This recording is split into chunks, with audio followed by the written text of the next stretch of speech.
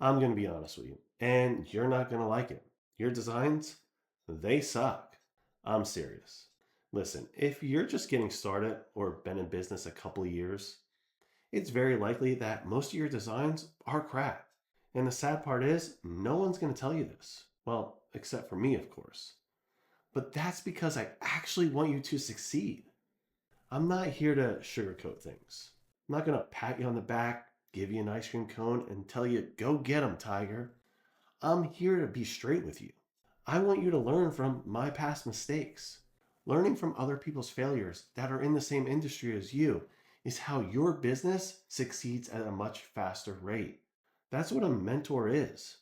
We help you by fast tracking your success by teaching you what killed our businesses. Because we made these mistakes, all of them.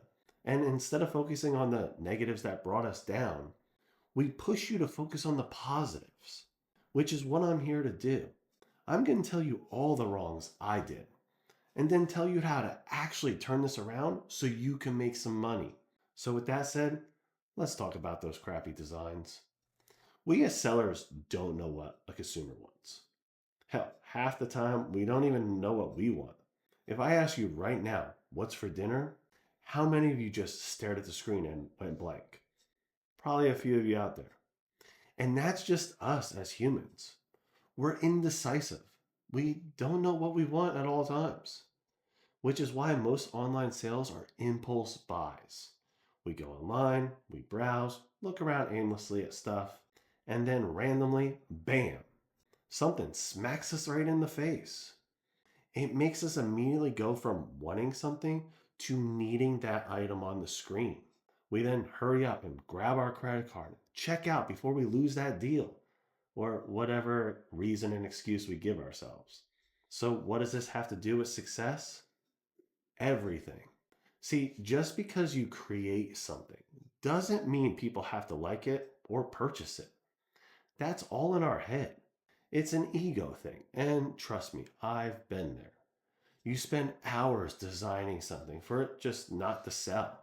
And instead of blaming ourselves, we typically say, hey, it's Etsy's fault or the customer. But in reality, guess what? It was us and our crappy design. Now, I said this a month or so ago in a video, and a few people left comments saying how great and amazing their designs were. Cool. So why aren't they selling?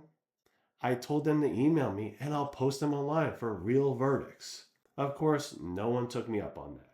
I mean, they're not selling, so there's no need to worry about people stealing them, right? So why didn't they do it? It's because they don't want their feelings hurt, which is why you have so many crap designs. See, what most people do is normally ask someone that's close to them, hey, what do you think? And of course, that person doesn't want to hurt your feelings. So they say they love it.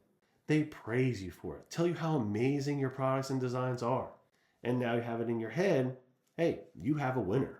Again, cool story. But just wait. Ask that person now how many they like. They'll pick a few. They may even say all of them, which is great. The shirt's $20 a pop. Buy 10 of them. Now watch how flustered they get. Somehow their bank account just went into the negative while you're talking with them. All those excuses start popping up out of nowhere, and it's pretty strange. Complete 180. See, if you really want the truth, have someone put their money where their mouth is. And you'll find out real quick what they actually think about your products. Now, this doesn't mean that they're not a good friend. It just means that they didn't want to hurt your feelings. Me, on the other hand, I'm here to teach you. So, if I hurt your feelings, here's a tissue. Suck it up. I'm here to make you money. So, let's talk about fixing this. What do? Well, simply put, you make designs, a lot of them. And eventually, some of those designs are going to take off. So, what do you do with the old ones? You get rid of them. This is the first mistake so many people make. Most people just keep them around online thinking that the customer's gonna come back. They already purchased one, so now I have validation, and they're gonna come back and buy more. No, they won't, so get rid of them. Instead, focus on what is selling and make similar designs to that. Then after that, repeat that process. Now, at this point, you're probably wondering, well, what mistakes did you make? And trust me, I made a ton. So instead of going into all that, I'm going to give you a brief overview. At one point, one of my stores had 15 to 1600 items. Out of those 1500 plus items, on average, 2 to 300 sold consistently. Now, what's crazy is I would have never known this if I didn't look at the data. This is because of the random one off sales. You had one here, one there. It seemed like they were all selling and I was making money. But when I broke it down, those items were actually hurting me. Those one off sales didn't equivalent to anything. The 2 to 300 items that sold consistently were actually the ones carrying that store. That means out of the 1,500 items I had online, only 15% of them actually made me a millionaire. And when you think of it that way, that's pretty crazy. So, how do you create award winning designs? Simple. And I'm going to give you another example here. One of my largest sellers was a design with poppy flowers. That's right, poppies. The thing sold 20 to 30 a day.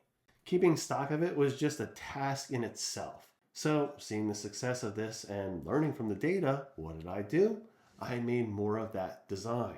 Now, of course, not identical, but similar to it. And after about a week, I had about 20 or so online. Now, here's where it gets interesting.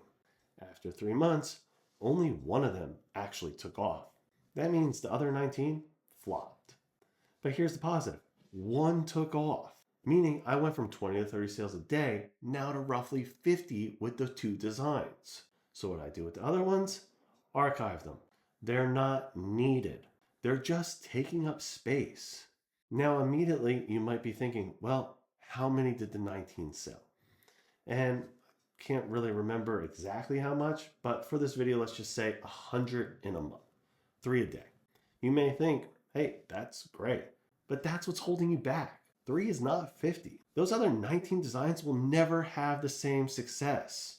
And because of it, it's just clouding up my store, meaning there are too many items for a person to browse through.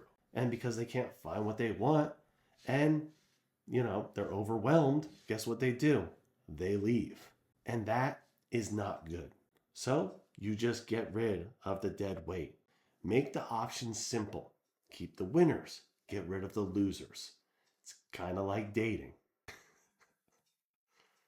I hope that this video helped you gain some perspective on inventory and design. And just because an item makes a sale a week doesn't mean it's going to make you rich. Remember, quality over quantity. Now, before I end this video, I've been getting a lot of emails recently asking if I'm going to ever release a course. And yes, I am working on a course for everybody that's going to take you from point A to point B, from the beginning to the end to make you money so you have all the steps. And of course, that course will be free. I just need to find some time to do it. But I promise I will have that for everybody soon and it will be online. I really appreciate everybody's support and thank you so much for watching my content. If you have any questions, please leave a comment below. You know I love to hear from you. And thank you so much for watching. I'll talk to you soon.